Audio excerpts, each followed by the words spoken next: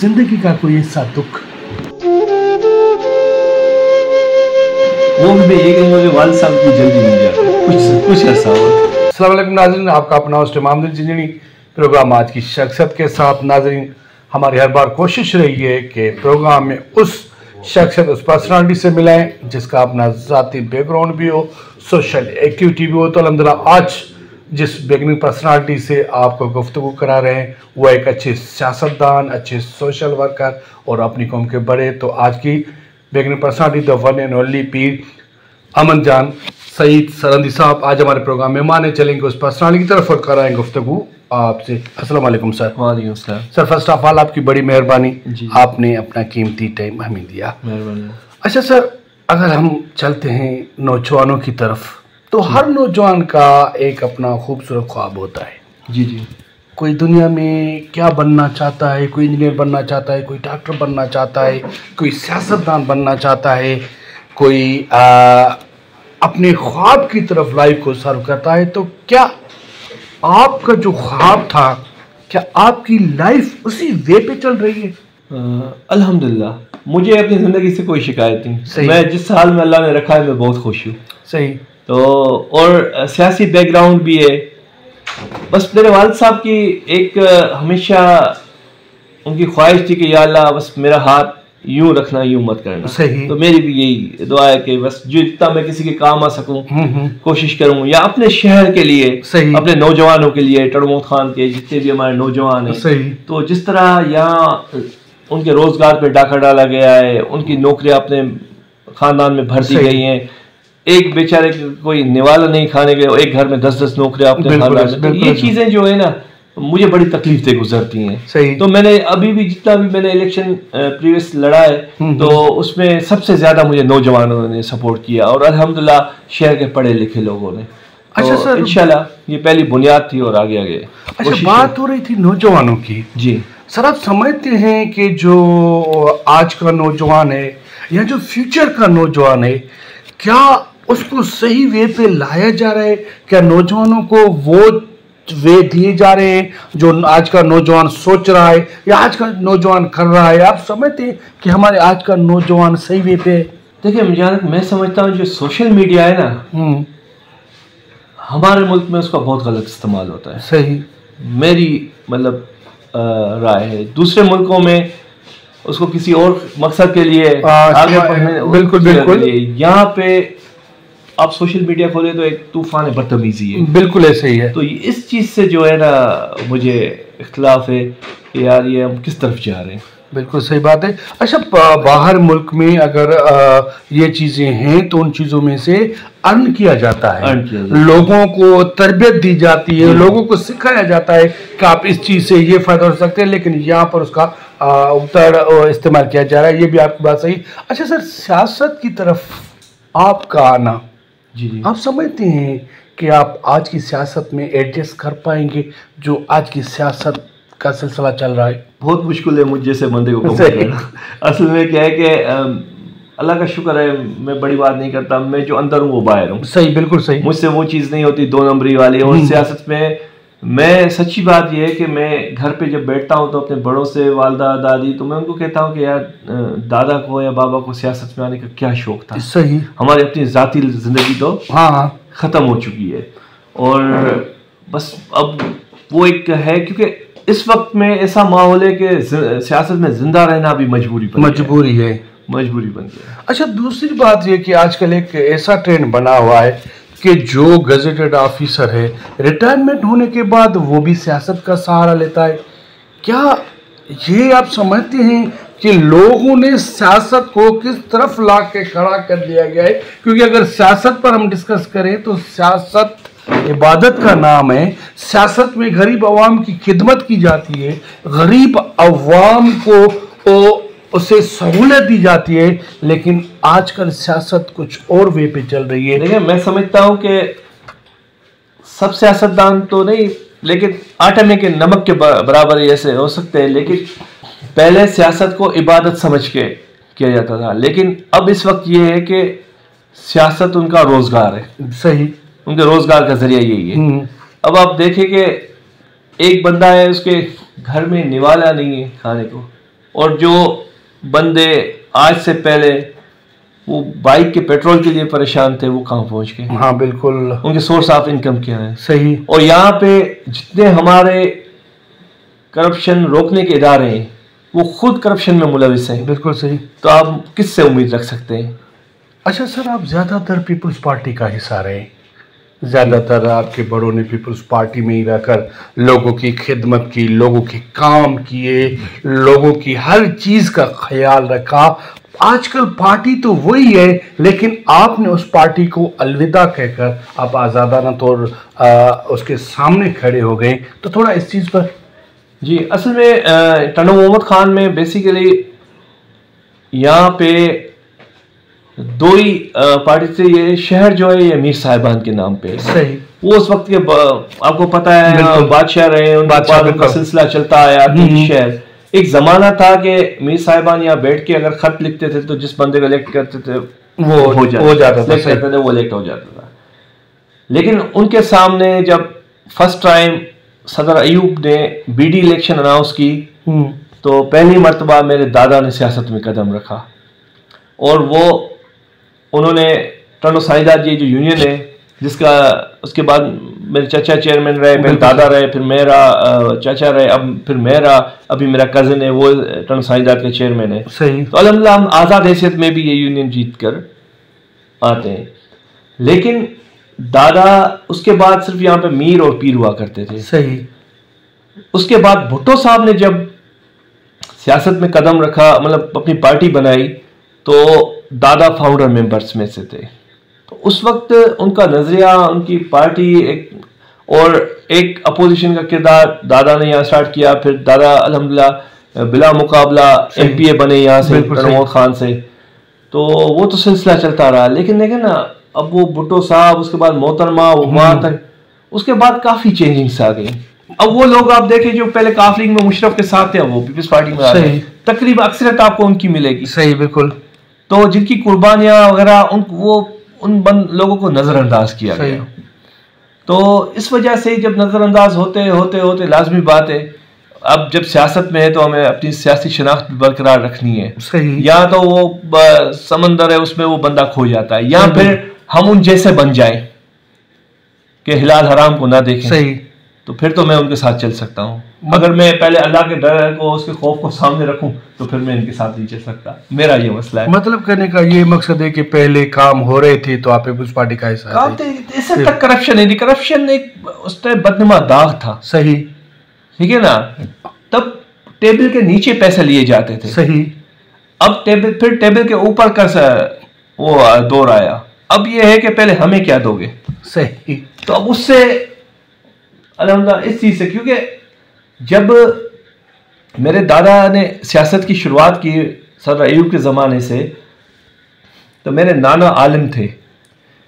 वो मदरसा, और दादा और नाना दोनों भाई थे आपस में। सही। फिर मेरे नाना गए दादा के परदादा के पास, दोनों भाई मिलके, कि सदर अयूब साहब ने बीडी इलेक्शन अनाउंस की है, मैं मदरसा और जितने भी है वो मस्जिद वगैरह वो संभालता हूँ। मेरे ख्याल है कि छोटा भाई जो मोहम्मद सईद है उसको मैं सियासत में इन करूं और अपने इलाके के लिए जो मसले मसाइल तरक्की के लिए, तो मैं उनको जो है हम आगे लाएं और इलेक्शन में हिस्सा लें।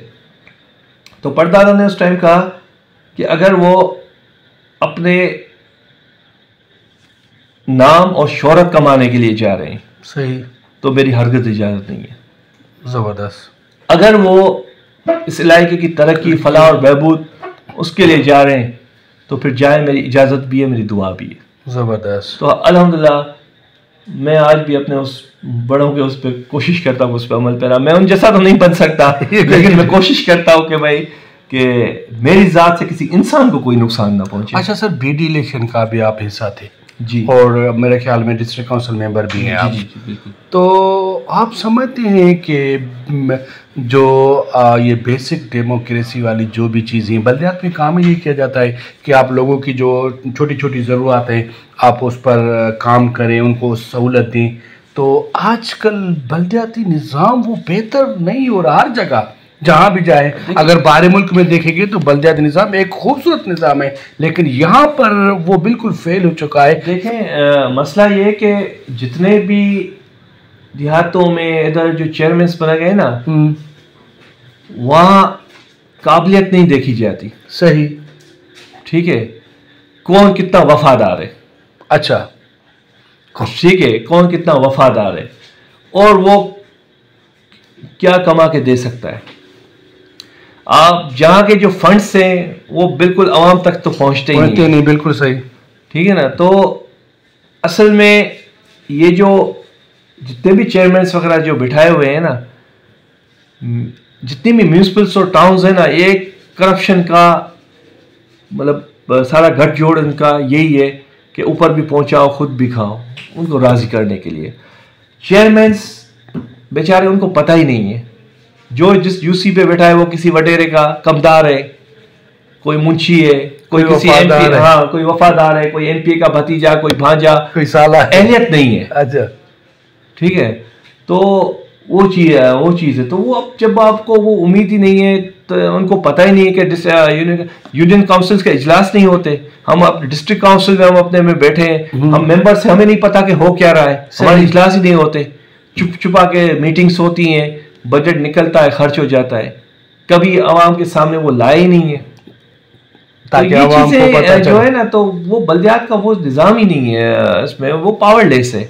ये तो बस इस तरह से कि सुप्रीम कोर्ट अगर डंडा देती है तो ये इलेक्शन करवा देते हैं उसको दिखाने के लिए, या तो उनकी उस पर आइन में नहीं है। पीपल्स पार्टी और नून लीग ने आज तक कब करवाए बल्दियाती। अच्छा सर, तो आप समझते हैं कि हर चीज़ का एक्शन का रिएक्शन होता है। जी, आप जो चीज़ करेंगे उसके ऊपर वो आपको चीज़ सामने आएगी। सही, जो भी आप करें, चाहे आप अपने कारोबार का हिस्सा हो, जिंदगी का हिस्सा हो, या कामकाज का हिस्सा हो, तो आप समझते हैं कि ये जो एक्शन हो रहा है बल्दियाती निज़ाम का, आगे चलकर इस चीज़ का रिएक्शन क्या निकलेगा?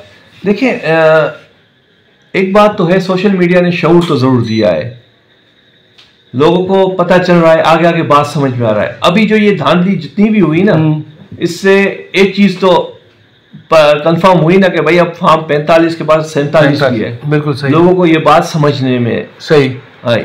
ठीक है, या हमने पूरी तैयारी कर रखी थी, मिसाल के तौर पे इलेक्शंस पे इन्होंने एक और खेल खेला कि भाई नेटवर्क ही बंद कर दिए, बंद कर, जी, कोई किसी से राब्ते में ही ना हो। हम तो समझ गए कि भाई इसको धांधली ऐसे रोकनी है, बुक किस तरह चेक करा। यहाँ पे इलेक्शंस जो होते हैं ना, वो भी रातों को बुक्स मिल जाते हैं, वो पहले से प्री प्लान होता है। जितने भी चेयरमैन है ना, इनको बिठाया इसलिए जाता है कि इनको बाद में जब सूबा इलेक्शन आए तो इन बल्दियाती चेयरमैन को यूज किया जाए अपने इलाकों में। जितने भी हमारे सियासी तंजीमें हैं, मिसाल इसकी खास तौर पे टीचर्स की, जितने भी यहाँ पे टीचर्स हैं उन सबको इलेक्शन में यूज किया जाता है, और तब से हमारी तालीम तबाह हुई है, क्योंकि उनको सियासी पुष्पना हासिल है। तो कौन आएगा इसको, कौन पढ़ाएगा? अंगूठे छाप टीचर भर्ती हो जाते हैं। तो अब टनोवत खान की आप मिसाल लें, यहाँ पर मैंने एक वर्ल्ड बैंक को खत लिखा था, सही, कि आप सिंध हुकूमत को, उस टाइम मुझे याद नहीं है कितने $1 मिलियन दे रहे हैं। जी जी, आप उनसे पूछें कि एक डिस्ट्रिक्ट टनोवत खान जिसमें 400 फेक अपॉइंटमेंट्स टीचर्स की हैं, अगर एक डिस्ट्रिक्ट में ये हाल है तो पूरे सिंध में क्या हाल होगा। और उसमें इस हद तक है कि मैं आपको बताऊंगा, आपको हैरत होगी कि एक एनआईसी पे 4 बंदे अपॉइंट हुए हैं। एक एनआईसी पे आप करप्शन की तरफ से आए हैं तो आप पूछ लें, एक एनआईसी पे। और जब वो अपॉइंट हुए हैं बंदे, तो उनकी जो उम्रें हैं वो 14 साल, 15 साल, 13 साल है। और जब उनका शनाख्ती कार्ड बना है, उसके बाद उनको अलग से उनको सैलरी मिलना शुरू हुई और बैंक्स में अकाउंट्स खुले।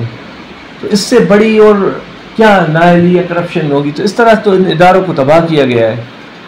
अच्छा सर, मेरे प्रोग्राम का थोड़ा शार्ट है जी, पर्सनल का सवाल हो गए। अच्छा सर, हर इंसान की ज़िंदगी में कुछ ऐसी शख्सियात होती हैं जो इंसान की ज़िंदगी को गुलो गुलजार कर देती है, पूरी लाइफ के लिए यादगार हिस्सा बन जाती है। तो आपकी लाइफ में कोई ऐसा शख्स आया जो आपकी ज़िंदगी का हिस्सा बन गया?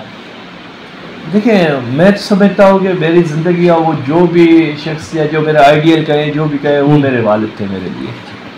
मैं जो भी सीखा, समझा, बेटा, उनकी मतलब वो उनकी निगरानी में एक एक चीज़ को सीखा समझा। बस वही मेरे आइडिया आपके वालिद साहब थे? बिल्कुल मेरे वालिद साहब थे कि अल्हम्दुलिल्लाह अल्लाह उनको जन्नत नसीब करे। अच्छा सर, जैसे आप यहाँ के लोगों के लिए फेवरेट हैं, आपको लोग पसंद करते हैं, आप लोगों के ह्यूज हैं, ऐसा कोई शख्स है जो आपको पसंद है, जो आपके लिए ह्यूज हो? हर दोस्त तो है हर किसी की लाइफ में, कोई ऐसी शख्सियत सियासतदानों में नहीं है जिसने मुझे मुतासर किया हो। नहीं, मैं सियासतदानों की बात नहीं कर रहा, आपकी लाइफ की बात कर रहा हूँ। हर शख्स के लिए एक ह्यूज फेवरेट कहें, मनपसंद कहें, ऐसे लोग जिंदगी में होते हैं सर, हर किसी के लिए होते हैं। आप तो लोगों पे वो मेरे वालिद साहब के दोस्त है जो मेरे फेवरेट है, सर अब्दुल्ला हुसैन हारून साहब, वो आपके लिए फेवरेट? वो मेरे लिए फेवरेट है। अच्छा, जिंदगी का कोई ऐसा दुख? वो भी मैं ये कहूँगा कि वालिद साहब इतनी जल्दी नहीं जाते, कुछ अर्सा हुआ। थैंक यू, आपने हमें टाइम दिया और आप यहाँ के खूबसूरत पर्सनालिटी हैं। तो लास्ट में मैं आपको ये कहूँगा कि 14 अगस्त भी है और आपके देखने वाले भी ज़्यादा हैं, आपसे मोहब्बत करने वाले भी ज़्यादा हैं, यहाँ हो या मुल्क से बाहर हो। तो आप आज हमारे चैनल के थ्रू ऐसा कौन सा मैसेज देंगे जो आपके चाहने वाले या आपके देखने वाले या नौजवान या 14 अगस्त के लिए आवाम को, तो आप मैसेज देंगे? मैं सच्ची बताऊं कि पता नहीं क्यों जो अब आजकल देख रहे हैं ना कि मुल्क की हालात, वो चीज़ें देखते हुए 14 अगस्त पर बहुत कम दिलचस्पी हम देख रहे हैं। लोग इस हद तक परेशान हैं कि वो आटा खरीदें या झंडा। ज़बरदस्त, वाह, सच्ची बात है, ज़बरदस्त। तो इसलिए बाकी मैसेज तो यही होगा कि भाई सोच समझ के इलेक्शन में फैसला करें। ये नहीं कि यार आप देखें, अहलियत को देखें, काबिलियत को देखें, मैं ये चीज़ चाहूँगा। लेकिन बदकिस्मत ये है कि यहाँ पे अगर अहलियत पे भी वोट दें तो वो वोट भी चेंज हो जाता है तो ये हमारी बदकिस्मत है। तो इंशाल्लाह दुआ कर सकते हैं इस मुल्क को, क्योंकि उम्मीद कभी नहीं छोड़नी चाहिए और मायूसी कुफर है। तो अल्लाह ताला इस मुल्क को तरक्की दे और कोई ऐसा सियासतदान लाए जो हमारे मुल्क को आगे ले चले शरीयत के मुताबिक, आइन के मुताबिक। Thank you sir. नाज़रीन, आपने मैसेज सुना आज की हमारी पर्सनालिटी का कि हम क्या करें अगर हम 14 अगस्त मनाते हैं, तो अगर हम झंडा लें तो रोटी नहीं ले सकते। ये एक ऐसा मैसेज है, अगर आप इस चीज़ को समझें या गौर व फिक्र करें तो हमारे सियासतदानों के लिए एक बड़ा मैसेज है। इस मैसेज से यही इज़हार होता है कि आप अपनी आवाम को खुश नहीं रख रहे, आप अपनी आवाम को सहूलत नहीं दे रहे। इस मैसेज का मकसद यही था। यदि क्या करें, हमारे प्रोग्राम का टाइम थोड़ा सा शार्ट होता है, शार्ट प्रोग्राम से हमें बहुत सारे क्वेश्चन करने पड़ते हैं। आप जो सुनना चाहते थे वो हमने सारा आपकी तरफ समाप्त कर दिया है। तो लास्ट में मुझे और आज की खूबसूरत पर्सनालिटी को एक खूबसूरत शेर के साथ दीजिएगा इजाज़त। कल का आज नहीं होता, हर पल विराज नहीं होता, रहे सर पर हमेशा, ऐसा कोई दुनिया में ताज नहीं होता। Wish you all the best. Pakistan जिंदाबाद।